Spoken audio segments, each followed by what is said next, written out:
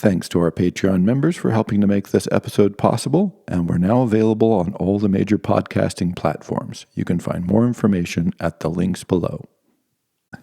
Good evening, ladies and gentlemen, and welcome to the first of my read-along series in which, for perverse reasons of my own, which we'll explore shortly, I want to do Jung's The Red Book, or at least a good chunk of it. Now, I want to do this in conjunction with House of the Intellect because I think they go well together for a number of reasons, despite the fact that they are shockingly different kinds of work. Now, why the Red Book? And is the Red Book even a philosophical work? This is a good question. If you don't know Jung's Red Book, he had been working in it's not clear exactly what he was doing, sort of self-directed dreaming. He was turning himself into a mystic and trying to explore his internal psychological domain through mythological imagery and symbolism, that he was sort of doing directed dreaming or trance state introspection. It's not clear exactly what he was doing, but it was this kind of directed dreaming program that he set out upon to try and inspire himself to address some of the problems and limitations that he felt existed in his own life. And so he came up with this series of books, which are called the Black Books, and there's, I think, 5 of them, quite long. I've not read all of them. I've read a good portion of them. They're a bit difficult to read, but at some point after having done this, he decided to collate them and collect them and edit them and kind of turn them into something, along with paintings and Latin and all kinds of crazy things that he was doing, a weird medieval German that he was writing in. And he created this thing called the Red Book, which is an edited version, a kind of semi-coherent, only semi, by the way, version of the dream work and introspection that he had done in the diaries of the Black Books. So it's sort of this thing. So why choose this book as an introduction to reading along and as a companion to the House of the Intellect? Very good question. So first, the idea is when we talk in the House of the Intellect about what it is we're trying to do, what does it mean to be a philosopher or something like a philosopher, to be dedicated to a life of the mind, which is what I really think is going on. This is a kind of explorer of what and why, I think, or an exploration of what and why. With the read-along series, I want to try to give examples of how. So this is how you go about, or at least one way you can go about understanding, interrogating these texts and learning from them and exploring from them and using them as a means for creativity. Now, there's just about any philosophical text from history would have been easier than the Red Book to do this with. So again, perhaps I'm just being perverse, but I think a couple of points that I want to make is, one, too often philosophy is presented as a rationalist program. And as we'll explore in the House of the Intellect, this is a misnomer. It's not that there isn't rationalism in philosophy, of course. Reasoning, logic, argumentation, all these things are important. But this is certainly not representative of how philosophers have worked throughout history, and nor many other thinkers. And it's pretty clear that a lot of philosophical work that looks or is presented as being moderately to very rational is in fact simply a retrospective construction by the philosopher themselves, who had an image, had an idea, had a dream, had an insight from wherever, and then sort of back constructs a logical framework around it to try and make something that seems reasonable and rational, when in fact it really was simply the source of inspiration. And if you go back to Plato, Socrates says quite clearly, either he kept learning from Diadema, or he just has inspirations and the gods spoke to him. I mean, he said this repeatedly in there. He didn't claim to be having this hugely logical, absolutely grounded approach to philosophy. And, Descartes, there's so many different Cartesian philosophy. You would think this would be the aspect and outgrowth of careful, reasoned application of mind, but this is not what Rene Descartes said he was doing. Montaigne certainly wasn't doing this. I mean, so that's to Buddha, of course. Just had a vision there after fasting and everything else, and on throughout philosophical history. So what's happened, or what did happen, is with the advent of the university and what you might call professionalization, which again is coming up in the House of the Intellect series, to be professional meant to be scientific and to have a scientific approach and to have scientific ideas and to present, or at least pretend to present, your work as if you're being reasonable and rational, because that is what's valued. So if you're going to be an officially certified professional thinker, that means you're thinking clearly and you're thinking carefully, and you've read all the texts and you've understood them. And so what is promoted now in philosophy departments and in studies of philosophy and other intellectual histories, art history even, oddly enough, is an approach to thinking. Now, this is the trick. It's an approach to thinking that is, in fact, ahistorical. Number one, this is not how philosophy has worked historically, or writing, or these sorts of things. And I think massively unhelpful, because inspiration has been, much more important, and it creates this trap for someone who wants to enter this world, because it's like, oh, I have to read all the works and I have to understand them in a particular way, in a way that I could then, reproduce on a test, that I know all the technical vocabulary. I can, roll that out. What's the difference between a noumena and a noumena? And, what is meant by, phenomenological versus metaphysical? All of this sort of jargony stuff. And not this language is bad in and of itself, but when you start taking language tests, right? When you start taking vocabulary quizzes, this is not this is not the tradition of philosophical history. People are interested in philosophy, read other philosophers, not to memorize their technical vocabulary, but to try to get inspiration and insight. And that part of it, inspiration and insight and self-exploration, is what is completely de-emphasized within the scientific and within the sort of professionalization that has happened in universities. And so slowly this creeping professionalization, again, House of the Intellect, has done is it convinced people that this is what being a philosopher looks like. And it kind of stole, if you're going to be a philosopher, you have to be associated with a university, you have to have degrees, if you're going to be taken seriously, if you're going to get published, the only publications that matter are university publications, right? These sorts of concepts get swirling around. And so you're not supposed to take people seriously who don't have, all the stamps and approvals and so on and so forth. And I think this is beginning to break down to a certain extent. But it's still there. And I think when people talk about wanting to think philosophically or introduce world of ideas, it is often like, oh, but I haven't been to university, or I studied the wrong things, or I didn't, have this opportunity. And it's like, yeah, but almost no one in the history of the ideas had these opportunities, and they're extraordinarily rare. And even if they did, often it amounted to little more than acquiring literacy. A lot of what people used to call university education was acquiring Latin, being able to read and write, and that was a huge gift, hundreds of years ago.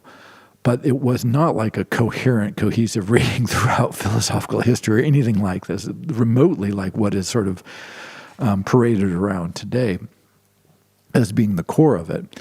And so hence why I love Jung's Red Book for this, because he is living in this transition. He's specifically going through the medical field becoming highly professionalized, and psychoanalysis for his generation was trying to become, it was being developed as a field, psychology and psychoanalysis is being developed, literally the language is being developed, the career is being developed, the professionalization is being developed. And Jung was the captain of that team. He was a German. He had medical degree. He was the head, working at a respected hospital doing scientific research. He was the head of the Psychoanalytic International. I think it was called the International Psychoanalytic Society, Psychoanalytical Society. And so you're like, he was checking all those boxes. He's making it happen. He's bringing this sort of niche field into this set world of professionalization.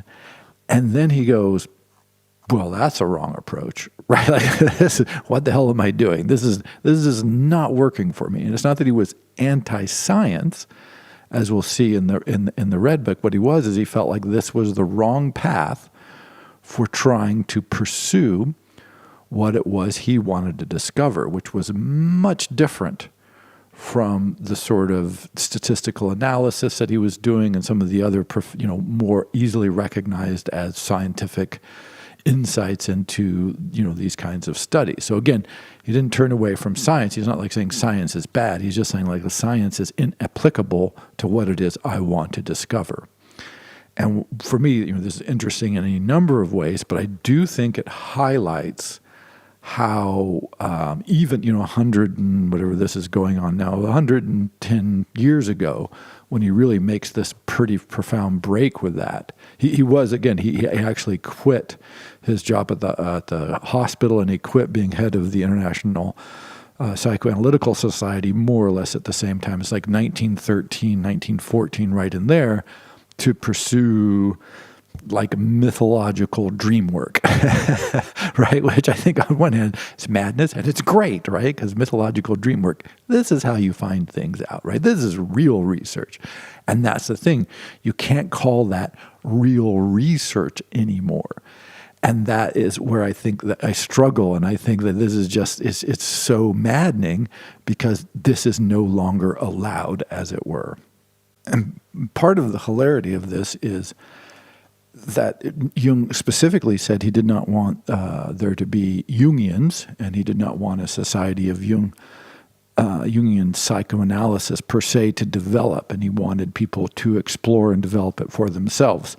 Of course, this is not what happened. The Society of Analysis took off, and it was professionalized, which means it had to be systematized, and all of the elements that he was somewhat actively, but also somewhat passively, it was a mix. He was a mixed person, I think is why it's so interesting in some ways. Was, to professionalize something meant, okay, you had to set down the rules. What are we doing? Try and make it look like a science, when he himself was saying he wasn't opposed to science, but a lot of his insights, a lot of his ideas came from his work. He was also did scientific research, but then he left that. And then a lot of his later writings and a lot of his most influential material came from his explorations that are expressed in the Red Book, which is, to say the least, not a highly scientific work.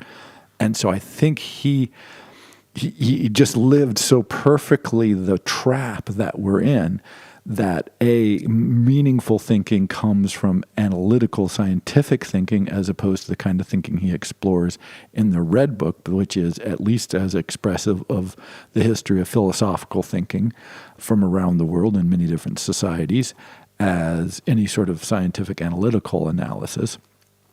And then having done that, his thinking is nonetheless sort of organized and edited and presented in such a way as to, and then of course Jungian societies and Jung saying, like, no, we are a science, we do have a system, this is all very real, and it's very grounded and rational and all these things that, again, if you read the Red Book, as I hope you will with me, you'll find that it's a lot of things grounded and rational, or two that it is quite explicitly and specifically not. So that's part of it. And so the question comes, well, what can you do with this philosophically? But I think if we read through this together, what you'll discover is that there is a lot of critique of his own society, of some of which I've already introduced, and a lot of trying to come with ways to think about it differently. And then the sort of crazy literary, artistic, poetic expression of his deep psychology, of his concerns, of his outlook on the world, and how those can be framed as a philosophical inquiry. So it's not clear that he's a philosopher or an artist or a writer per se, but I think you can pretty, without hesitation, say he's a thinker and an influential thinker. And but again, does that influential thinking is usually, and it was presented to me, which is one reason I became interested in this when I was exposed to the Red Book, is because I had read some of Jung's work. He's around universities, and I never could get there. I'm like, okay, people like Jung, that's fine. He's not for me. He's one of these thinkers I don't like. And then one of my friends said, hey, try the Red Book. And I thought, okay, I'll try the Red Book. I was like, wow. This is madness, and it's great. And so I thought, oh, here we go. And so what I feel happened with a lot of his other works that he wrote is he was giving these very watered down, highly diluted versions of what was in the Red Book, because basically he's like, oh, you're not allowed. Essentially, you're not allowed to just hand people the Red Book and go, here you go. This is what I think. Even though, again, if you look through philosophical history, it is as representative as anything. And so a few more thoughts here. If you do decide to read the work along with me, which I hope you will, it comes with 100 and some page introduction. Now, it's actually a very interesting and I think pretty well done introduction, but I'm always like, I'm very hesitant about this, by the way, says the guy recording an introduction. But maybe skip it for now, because it does try and frame the madness, and I'm always suspicious of that. So often we get these philosophical texts with long introductions, with lots of footnotes, with lots of framing, with all the excerpts, and it's like, I think it's great, like great works of art. When you go to a museum, don't read the posters, don't have the thing in your ear, don't read the tags, just encounter the work of art for yourself, and then go to all the back material, right? But then return to it. And so I just want to encourage people as much as possible with all philosophical works to, in as much as possible, go, okay, well, I've heard about this, or someone reflected, or maybe I mentioned in one of my lectures. Now I want to go and just encounter it. Maybe not the whole work, but even just part of it, and just go, oh, okay, now I can see, and get that first, hit of it. I was going to say pure, but I just did a lecture on purity, so I shouldn't say that. I was going to get that pure hit, like, oh, shoot, there it is, that stupid purity idea. It comes in everywhere. But this concept of encountering it for yourself unmediated, so that you can kind of at first form your own judgments. If nothing else, just go, wow, this is what the hell is going on, and why would West think this is a good idea? And it may not be. You might think, no, this is a bad idea, which is great. But to encounter that, and I think, and I've said this before, but I do think so often when you switch from the academic version that's framed with introductions in a class or in sort of journal or all this, and then you go to the actual texts themselves, they're often so crazy, so much more evocative, so much more usually for me more inspirational, more confusing, more maddening, all these things. So that's one slight warning. So just skip right ahead. I want to start with the first 3 sections, which are made up of the prologue and chapters 1 and 2, which in the reader's version, which is the version I think I would recommend. There's a big art version, which is beautiful and amazing, but it's so beautiful that at least I wouldn't be able to underline things. And this is one of those books where, at least for me, I just ended up underlining practically everything, because there's so many things I want to take notes on and research and all this.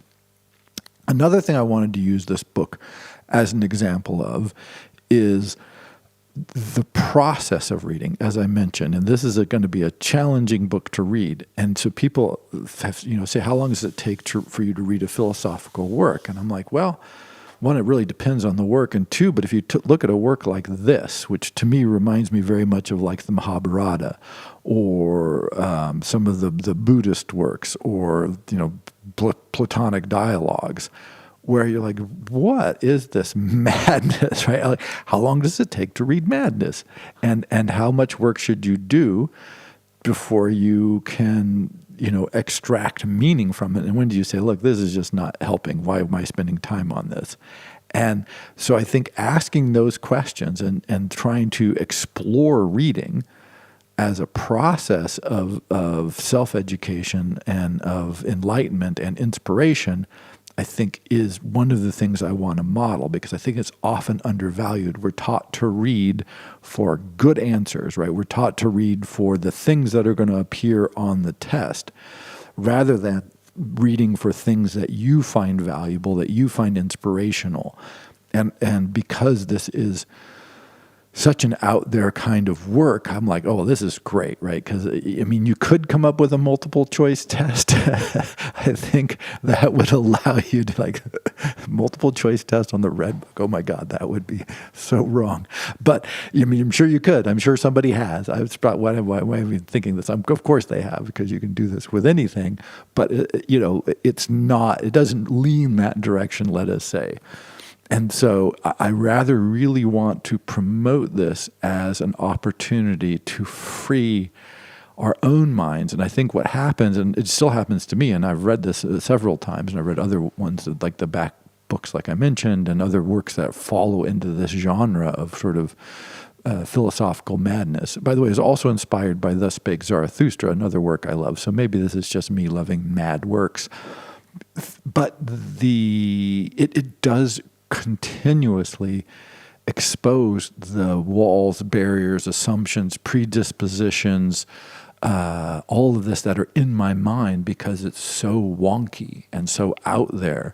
And then I feel that. It doesn't mean I necessarily disagree with them, but it's always good to highlight them. Go, oh, that's right. I do have that. I do believe that. I do hold this as a strong value. And this isn't following that, or this is arguing with that, or whatever. And so it gives this kind of, it exposes those structures that are in our minds and that can prevent inspiration, or can prevent insight. And so I think sometimes when we struggle with them or have them challenged, we'll get, sparks fly off of that.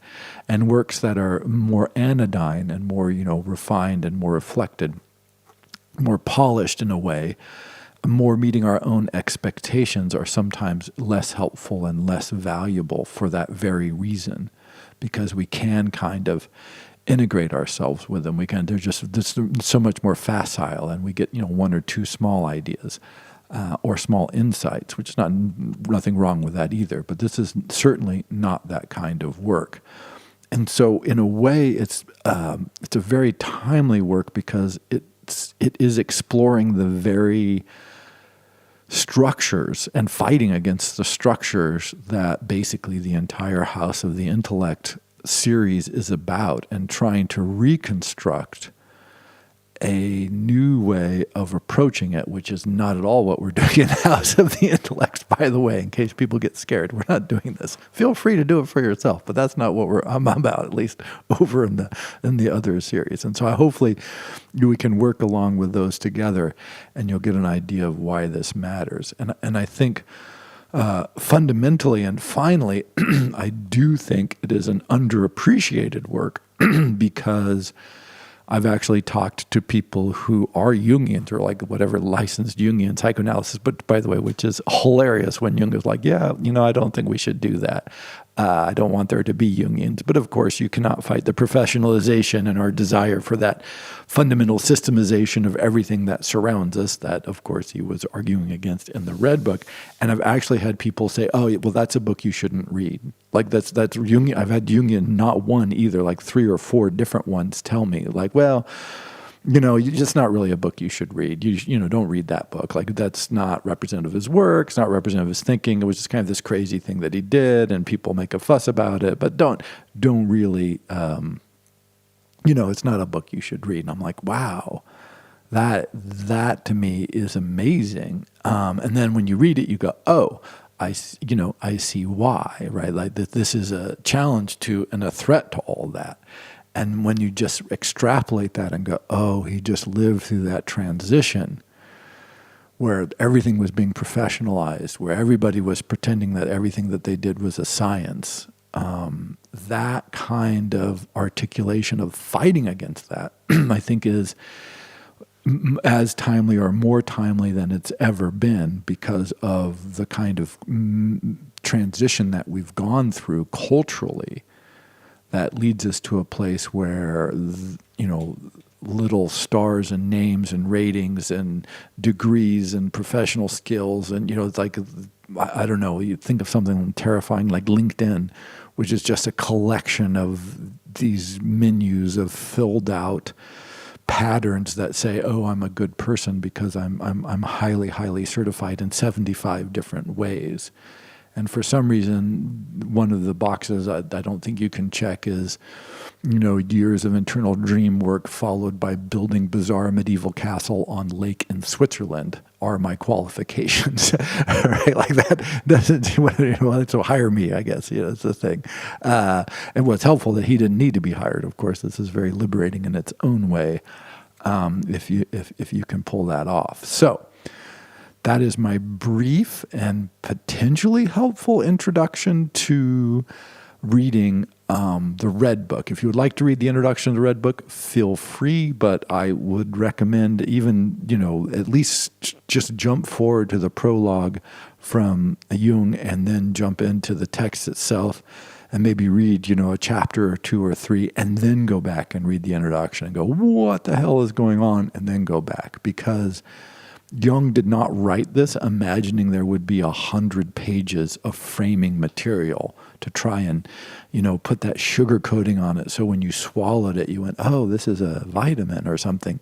He wanted something that would land with a punch. It's clear this is why he was editing and focusing it and creating mandalas and paintings and everything to go along with it. And so it's kind of a phenomenal representation of someone really trying to think differently. And so learning how to read a text that's this different and then working through that together may be interesting and helpful. I hope it is. I think it will be. I find it inspirational and maddening and bizarre and incomprehensible all in turns, which I think is what we should strive for in philosophy and in the house of intellect generally, rather than sort of some quasi-claim of, uber comprehension and focused analysis, etc., etc. So if you would like to join me on this journey, which I hope you do, I will suggest that you read, again, the first 3 chapters, which are the prologue, which you'll find to be probably unreadable unless you have Latin and German. And then, but there's translations, of course, and then the first 2 chapters. And so next time, I'll start with, kind of an introduction, an overview of those and some ways to think about it and some of the questions that I think he's raising. And then we can start some dialogue back and forth on that. So thank you very much and welcome to the first of my read-along series. And by the way, I think next I want to do Kant, because there's sort of, are those the polar opposites? I think so. But so I don't know, maybe we won't do that, but I am kind of excited to do Jung and then Kant. But they're both German, so maybe I won't, but maybe I will. I'm not sure, but I am thinking that way. So maybe if you find this just horrible, you can hang out for a while and then we'll move on to Immanuel Kant and do some close reading of his works. So anyway, thank you very much.